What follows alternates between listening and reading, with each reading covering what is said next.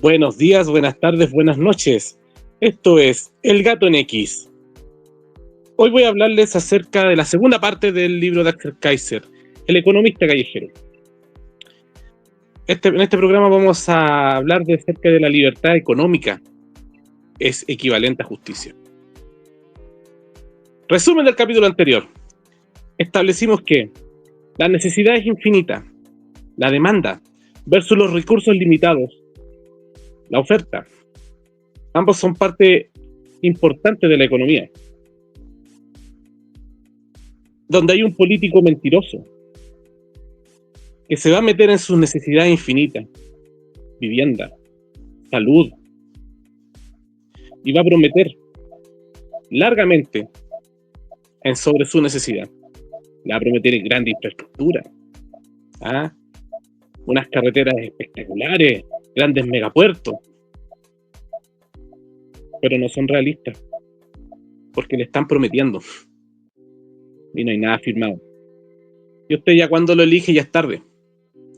Así que cuídese del político mentiroso. Aprenda a ver a través de la mentira. Definimos también la mano invisible, que es gente interconectada por una red de necesidades que está conectado a los bienes y servicios que otros proporcionan. Definí también que trabajar es vivir y no tiene nada de malo la solidaridad cuando esta es voluntaria, como la solidaridad cuando usted le dona a alguna fundación, a Teletón, el Hogar de Cristo, cuando usted ayuda a un familiar que está en problemas. Es totalmente voluntario. El salario justo no existe. Debe ir acorde con el mercado. El Estado no produce dinero. Administra lo recaudado. Cuando se hablan de platas estatales, platas fiscales, esa plata salió de todos los chilenos, salió de su bolsillo. Señor, señora. Los derechos deben ser pagados por alguien. Cuando prometo derechos infinitos, alguien tiene que pagarlos. Si yo le doy derecho a una casa, alguien tiene que construir esa casa. Si doy derecho a educación, alguien debe pagar esa educación porque todo se paga. Y esto no lo hablé la vez anterior, pero los derechos infinitos van en disminución de los derechos fundamentales. La vida, la libertad y la propiedad. Por ejemplo, los derechos reproductivos. Derecho reproductivo, qué maravilloso, derecho a reproducirse. No, es derecho a abortar. Si usted aborta, corta el derecho a la vida que tiene el fruto de su vientre. También está también si aumento los derechos, también estoy cortándolos de otra parte, como los frutos del trabajo de otra persona. Los subsidios deben ser temporales. Si no baja el estímulo a producir, clienteliza a la gente y enfría la economía. La gente deja de producir porque si me están quitando el fruto de mi trabajo, el fruto de mi esfuerzo, ¿para qué voy a producir? Enfría la economía, el subsidio indefinido. También definí el Estado subsidiario de Pinochet. El Estado debe estar donde se necesita y retirarse cuando no. Gracias a ese Estado subsidiario mucha gente logró su casa propia en los 80, 90. Usted recordará. Propietarios, no arrendadores. La redistribución es populismo. Cuando se dicen vamos a redistribuir la riqueza de los más ricos, es puro populismo. No alcanza eso. El odio a los ricos nace de la envidia. Y por último, la fórmula del sueldo, que es esfuerzo más producción más mérito. Usted podrá esforzarse mucho en la vida, pero muchos esfuerzos son en vano. Por ejemplo, siempre recuerdo mucho el famoso mito de Sísifo. Sísifo era un hombre que estaba maldito, castigado, a eternamente subir una roca a una montaña, a la punta de una montaña. Pero cuando llegaba a la punta de la montaña con la roca rodaba cerro abajo y tenía que devolverse a buscar nuevamente la roca. Y así el Sísifo estaba castigado. Así muchos esfuerzos pueden ser en vano. Entonces el sueldo tiene que ser derivado del esfuerzo, de la producción y del mérito. Quizás Sísifo pudo haber acuñado la roca, Y así la roca no rueda cerro abajo. Y ahí había tenido la roca en la punta del cerro. El capital es ahorro e ingenio. Idea clave. El capital, recursos financieros físicos o no para generar valor. Eso es el capital. Pueden ser cosas físicas, una bodega, una casa. Y los recursos no físicos puede ser el dinero. Este no cae del cielo. Es producto del trabajo, el ahorro y la creatividad. El ahorro no es egoísmo, es la base del progreso. Cada inversión nace del sacrificio de hoy para un mejor mañana. Sin capital no hay herramientas, no hay productividad, no hay innovación. Y sin innovación no hay empleo de calidad. Por eso, cuando el Estado castiga el ahorro y la inversión con impuestos abusivos, castiga directamente la creación de riqueza. Por eso estos estados mágicos no funcionan. Cuando se espanta la riqueza y quienes la crean, ¿qué va a quedar para repartir? Ojito con eso. Ejemplo chileno. Chile pasó de traer la inversión a espantarla. Para los 2000 los inversionistas venían solos. ¿Por qué? Porque subieron por un lado los impuestos, aumentando la incertidumbre regulatoria. Castiga al que produce y premia al que no se arriesga nada. El resultado, fuga de capitales, fuga de talento y más dependencia del Estado.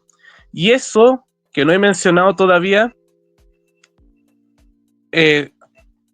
toda la cantidad de documentación y burocracias para hacer un emprendimiento.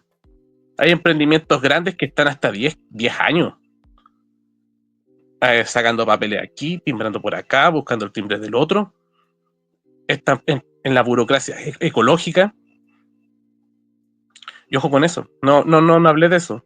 Entonces, por sí solo el impuesto sí espanta la inversión, y por otro lado también tenemos ese problema aquí en Chile. El dinero no es riqueza. Imprimir billetes no crea riqueza real. El dinero solo es un medio de intercambio. Si no hay bienes ni servicios detrás, el dinero pierde valor. Los gobiernos populistas piensan que pueden crear riqueza con la impresora. Bueno, ellos saben que no crean riqueza con la impresora, pero usted le dice que va a ser más rico porque va a tener más papeles pintados en el bolsillo, lo cual no es cierto. Lo único que imprimen es inflación, empobrecimiento y desesperanza. Al final de este capítulo voy a darle un vistazo a la inflación como lo prometí en el capítulo anterior. Ejemplo. Recordará que en Venezuela había gente que tenía palets llenos de billetes, bolsas llenos de billetes, y no eran capaces de comprarse un kilo de pan o pollo. ¿Por qué? Porque con sus políticas destruyeron la confianza en su moneda. El dinero sin respaldo es solo eso, papel pintado. Puede tener cientos de cero el billete, pero es solo eso, papel pintado. La verdadera riqueza está en la productividad, no en los billetes. Los precios son información. Los precios no existen porque hay dinero. Existen cuando hay un intercambio. Recordemos que los precios son resultados de valoraciones subjetivas de las personas y la escasez relativa de los productos. ¿Ah? Ojito, la competencia es colaboración y descubrimiento. En salud y educación el Estado ha querido siempre controlar los precios, las reglas y los contenidos. El resultado siempre es el mismo: burocracia, ideología, lista de espera, estancamiento. Cuando los precios se distorsionan, se pierde información valiosa sobre la escasez y la demanda y la calidad, que es el gran problema que provoca el sistema único estatal. El monopolio estatal en la salud o educación es como taparse los ojos y pretender correr una carrera a ojitos tapados. Porque si solo uno corre, uno puede trotar, puede caminar, puede ir de espalda, puede ir de lado. La competencia sí. Esa palabra que a la izquierda le da alegría, no es enemiga del pueblo. Es el motor que impulsa mejora, innovación y descubrimiento. Cuando estamos compitiendo, uno mejora.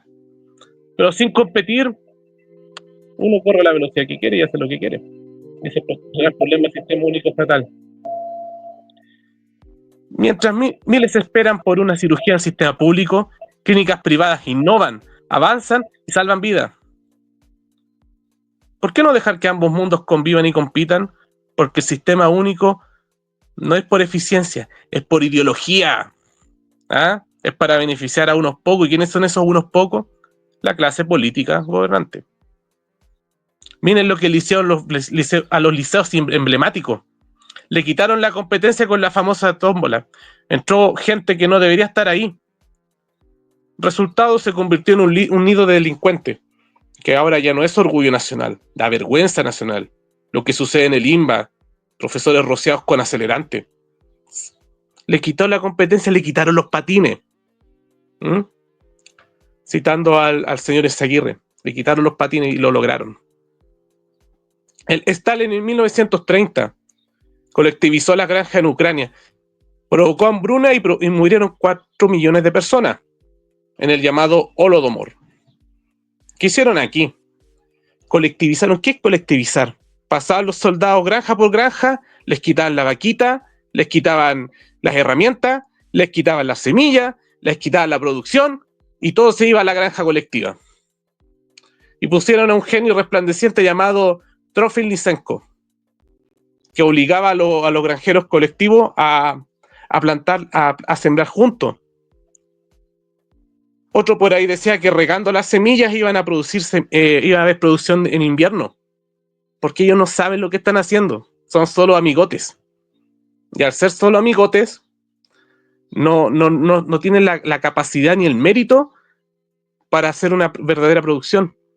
Yo soy un citadino, yo no podría hacer lo que hace un granjero, porque no tengo los conocimientos, no tengo los músculos. ¿Ah? Yo no sé cómo hacer funcionar el asadón, cómo enyuntar unos bueyes. No sabría manejar un tractor, en lo personal. Yo no podría hacerlo. Pero estos se creen tan bacanes, tan buenos. 4 millones muertos en Ucrania. Y en la Unión Soviética también murió mucha gente. Con competir mejoramos todo. Hay mejores tecnologías y bajan los precios de manera natural al haber mayor oferta. Acuérdense esa idea. A mayor oferta, bajan los precios. El empresario es un benefactor social. El emprendedor es atípico. ¿Usted cuántos emprendedores conoce, señora que está en la casa? Son los menos. Así como los grandes deportistas. Los emprendedores son las mentes con el talento y el capital para generar riqueza y enriquecer a los demás con trabajo, producto y servicio. Debemos cuidarlo y no caer en el juego de la izquierda de demonizarlo por ser rico. ¿Ya? Ojito, que como toda esfera social, sí hay ricos malvados. Ojito con eso, no voy a desarrollar ese tema porque eso corresponde a otro programa. Defender la propiedad privada es defender la libertad. Si el Estado puede quitarte lo que construiste con esfuerzo, entonces no eres libre, eres un súbdito. Cada pyme, cada negocio familiar, cada casita con un título de propiedad, cada parcela representa el esfuerzo de generaciones. Miremos un momento el tema de las contribuciones, donde gente con mucho esfuerzo, con 20, 30 años pagando, cumplió el sueño de la casa propia y tiene que permanentemente arrendarle al Estado con riesgo de expropiación. Uno es dueño del fruto de su esfuerzo. El Estado aquí abusa, es patúo, son caras de palo. Esta semana hubo una noticia de una abuelita de 102 años que puede perder su casa por deber contribuciones y que tiene un sueldo de 250,000 pesos con PGU. Ojo. La toma de terreno. Las tomas ilegales no son un acto de justicia, son una agresión a la civilización. No se puede construir una sociedad libre si se premia la usurpación y se castiga al que trabaja. O se obliga a una persona a vender un terreno. Yo he visto usurpadores decir, no, si nosotros no somos ladrones, que le pedimos a la persona que es dueño del terreno comprarle, que nos venda el terreno. ¿Y por qué el dueño está obligado a venderle el terreno, señora usurpadora? Sin propiedad no hay futuro, ni para ricos ni para pobres. Innovar es destruir. El odio a los ricos siempre la arma a los mediocres. Pero lo que no entienden es que los avances de hoy que hoy disfrutamos vinieron de personas que se atrevieron a romper lo establecido. Innovar muchas veces significa destruir lo antiguo y dar paso a algo mejor. Por eso no tenemos que aferrarnos a lo antiguo. Hay que dejarlo ahí en la memoria, sí. Resguardar la tecnología, sí, hay que resguardarla.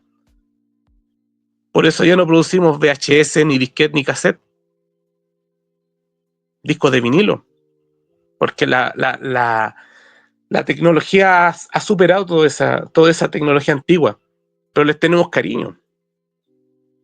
Pero el mercado cada vez de ese tipo de tecnología es o desapareció o es muy pequeño. Yo valoro mucho el vinilo, por cierto. Hagámosle un pequeño análisis al discurso igualitarista del presidente Gabriel Boric. El presidente Boric dice querer justicia social, pero su gobierno castiga al emprendedor con impuestos, regulaciones y odio de clase. ¿Cuál es el mensaje? Si tú tienes éxito te lo van a quitar. Y si fracasas te van a subsidiar. Así no se construye una nación libre. Así, el que tiene talento y dinero se va del país. Los grandes cerebros, la gente más inteligente de Chile no está en Chile. Se fueron. Y el que tiene talento pero no dinero decide no arriesgarse a que le quiten los frutos de su emprendimiento. Comerciar enriquece a ambas partes. El comercio no es explotación, es cooperación. Cuando dos personas intercambian libremente, ambas ganan. Pero cuando el Estado impone barreras, aranceles o protecciones, lo que hace es empobrecer al consumidor. Los lujos de hoy son las necesidades del mañana. Por ejemplo, el celular que todos tenemos era un lujo para los 80, para los 90. Lo veíamos en las películas ahí que había un magnate en su limusina y sacaba un ladrillo y se lo ponía en la oreja. Lo mismo pasa con los autos. La televisión en los años 50. Nadie tenía una o dos teles. También con el acceso a internet. En los 90 había que conectarlo a la cajita del celular. Y salía muy caro tener internet. Solo el mercado libre y no el Estado ha hecho posible que estos lujos sean hoy necesidad del alcance de millones de personas. Otro ejemplo interesante es analizar al rico del pasado, al rey de la Edad Media. El rey de la Edad Media, si le dolía la cabeza, tenía que pedirle al druida, al sacerdote, a quien sea que le hiciera una infusión de hierbas que podía o no funcionar. Pero hoy en día tenemos un acceso muy, muy, muy barato a medicinas básicas como el paracetamol, el ibuprofeno. Usted por 1.000 pesos puede comprar 30 tabletas de paracetamol. El rey del pasado, el que tenía la gran riqueza y gran poder, o se la aguantaba o veía que el remedio mágico del druida, del sacerdote funcionaba. Y muchas veces no era así. La esperanza de vida era 40 años, 50 años. Era un venerable, un anciano de 60 años. Ojo ahí. Ojo también con el celular. El celular, en la serie Star Trek, el celular, el que usaba en el comunicador era el viejo celular de Conchita. Ellos diseñaron en Star Trek, en la serie antigua, diseñaron el celular de Conchita. Que eso se iba a usar en el futuro. Y hoy ya hemos superado el celular de Conchita. Ese que se abría con tapita. Hoy tenemos pantallas táctiles. Y ya superamos la tecnología que ellos pensaban que iba a suceder. O a los supersónicos. Ya tenemos tecnología donde podemos hacer videollamadas. Se puede transmitir a la televisión. Sí, la tecnología va avanzando. Por tanto, los lujos que hoy son las necesidades del mañana. Advertencia. Pero si el Estado crece sin límite, termina asfixiando la libertad de elegir, la libertad de emprender, de prosperar y de innovar. Venezuela, Cuba y la URSS no son accidentes, son advertencias de lo que pasa cuando el poder se concentra y el mercado se destruye. Inflación. Les voy a hablar de la inflación, como lo prometí en el capítulo anterior. Aumento generalizado y sostenido de los precios de bienes y servicios en una economía durante un periodo de tiempo. Esto provoca que el poder adquisitivo del tiempo disminuya. Se calcula con el IPC, ese que sale de vez en cuando en las noticias. ¿Y qué hace el IPC? Compara cuánto vale hoy con lo que valía ayer ciertos productos y servicios. ¿Por qué ocurre la inflación, gatito? Demanda excesiva. Cuando la demanda de los bienes y servicios es mayor a la oferta disponible, acuérdese, la oferta es limitada, la necesidad es ilimitada. Y cuando la demanda sobrepasa un límite, los precios suben porque hay más compradores de productos. ¿Recuerda usted la pandemia? Usted lo vivió en carne propia. ¿Se acuerda cuánto valía esa botella de líquido mágico para derrotar al cobicho? El alcohol gel. 20 lucas una botella. Cuán caro estaban las mascarillas. Cuán caro estaban los guantes. El amonio cuaternario. Y siempre han sido bastante accesibles. Y siempre lo fueron y hoy volvieron a hacerlo. ¿Por qué? Porque la demanda bajó a un nivel normal. Aumentos de costo. Si los costos de producción, materias primas y salario de energía suben, las empresas suelen trasladar el aumento a los precios finales. ¿Qué hace una pyme cuando de tener un sueldo mínimo de 350,000 pesos lo subieron a 510,000 pesos? ¿Qué le queda? Aparte de, podría quizás despedir gente, podría contratar máquinas, y si no tiene para contratar máquinas, le sube a usted el costo de sus bienes o servicios que les proporciona. Expansión monetaria. Cuando hay más dinero circulando en la economía sin aumento equivalente a la producción, el dinero pierde el valor. Los precios suben. Por ejemplo, los retiros. Los retiros fue una inyección enorme de papel moneda a la población, al sistema. Dinero que no estaba antes, de un día para otro estuvo. Y también el otro ejemplo son las famosas impresoras monetarias, donde el político cree que imprimir dinero aumenta la riqueza. Y definimos que eso es falso. Eso también produce inflación. Expectativa inflacionaria. Si consumidores y empresas esperan que los precios suban, pueden adelantar compras, ajustar salarios, generando un efecto que impulsa inflación. En Chile, el 2022, frente a la fuerte inflación del 2021, el Banco Central proyectaba que seguiría subiendo más aún los precios. Frente a ello, muchos sindicatos pidieron reajuste sobre el 10%. Empresas de distintos rubros, supermercados, inmobiliarias, ajustaron sus precios, por si acaso. La gente en ese tiempo compraba más con miedo de que pudiera haber habido un cataclismo. Entonces sí, la expectativa es algo que todos tenemos. Todos esperamos que nos vaya bien o nos vaya mal en el futuro. Todos tenemos eso. Chuta, me fue mal en la prueba. Sé que me fue mal. Entonces, frente a eso, te pones el parche en telería. Y eso hace que los precios suban más rápido de lo que habrían subido por la inflación real. Factores externos. Aumento de precios por desastres naturales, guerras y cambios de precio internacionales en las materias primas. Por ejemplo, el precio del combustible. Cuando hay guerra ya en el Medio Oriente, como el Medio Oriente es el gran exportador de materias primas, aumenta el precio. El precio del pan, que depende del precio de la harina, que depende del precio del trigo, y que también depende del precio de los fertilizantes. Entonces los factores externos también aumentan la inflación. Lo último son las políticas fiscales y monetarias, ajuste del gasto público y de las tasas de interés.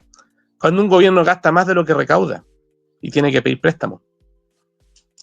Cuando el Banco Central modifica las tasas de interés, la tasa de interés es lo que vale un préstamo. Y ese fue el capítulo de la inflación. Ahora usted sabe que cuándo podría haber inflación. Vea las noticias, vea lo que está hablando, vea el precio de las cosas. ¿Cuánto valía el kilo pan en los 90? ¿Cuánto vale el kilo pan ahora? Antes de pandemia, después de pandemia. Sección preguntas del público. Al inbox me llegó una pregunta bastante interesante. Gatito NX, ¿privatizarías Codelco? La respuesta del gatito es sí. La deuda pública del 2025 de Codelco fue de 22 mil millones de dólares. O sea, por cada chileno, si nos consideramos 18.5 millones de personas, habitantes, cada uno debemos $1.200 por nuca. Hombre, mujer, niño, recién nacido. O sea, usted debe alrededor de 1.200.000 pesos por Codelco. Se estima que la deuda del 2027 va a ser de 30 mil millones de dólares. Si en ese entonces somos 20 millones de habitantes, va a ser 1,5 millones de deuda por cabeza. ¿El sueldo de Chile o la deuda de Chile? Por otro lado, el aporte estatal de Codelco el 2024 fue de 1.500 millones de dólares. No es ni el 10% de la deuda. Ojo con eso. Y el aporte de mineras privadas con royalty y otros impuestos corporativos fue de 3.700 millones de dólares. O sea, tenemos un Codelco que aporta 1.500 millones de dólares y la empresa privada aporta 3.700 millones de dólares. Entonces sí, la empresa privada es más productiva que la empresa nacional, que la empresa estatal. Aparte el salario de los gerentes de Codelco por sobre los 60 palos, otros son por sobre los 45 palos y tienen salarios extraordinarios, magíster, doctorado y se van dando vueltas, hay una sillita musical, gerentes bajan, gerentes suben, gerentes bajan, se van a otras partes, gerentes suben. Y con todo eso y con esos sueldos millonarios, veamos lo que pasó en el teniente hace poco. ¿Se justifica el sueldo millonario? El sueldo millonario se justifica, sí, siempre que haya esfuerzo, producción y mérito. Por tanto, privatícenlo. Yo lo privatizaría. La libertad económica no es un privilegio de los ricos. Es justicia para todos. Sin ella no hay mérito, no hay movilidad, no hay futuro. Solo una nación libre puede ser próspera. Solo una nación próspera puede ser justa. Recomendaciones. Leer la fuente original. Yo solamente hice una review de un libro, una revisión de un libro, que es del economista callejero Axel Kaiser. Para ahondar le voy a recomendar leer la fuente original. Por otra parte, si está muy pesado el economista callejero, lo cual no es pesado, es un libro bastante ligero, pero hay gente que puede encontrarlo pesado, puede ver la serie infantil libertaria Two Teletwins en la app Ángel TV y Películas de Ángel Studio. Está el mismo contenido del economista callejero en monito animado, con códigos de cartoon. Hablan acerca del socialismo, de la economía, y más cosas que incluso no están en el libro, abarca mucho más cosas ya. ¿Cuántos son? 3 temporadas. Muy buena serie. Siempre me saltan extractos de su Instagram. Y es gratuita la serie. Es la misma serie que Javier Milei, al verse obligado de mantener el canal estatal, porque Javier Milei quería cerrar el canal estatal, la puso en circulación. Que es muy habiloso. Es muy habiloso el Viva la Libertad. Así que esas son las recomendaciones. Si este mensaje te hizo pensar, suscríbete, comparte, deja tu comentario. Defendamos la libertad con conocimiento.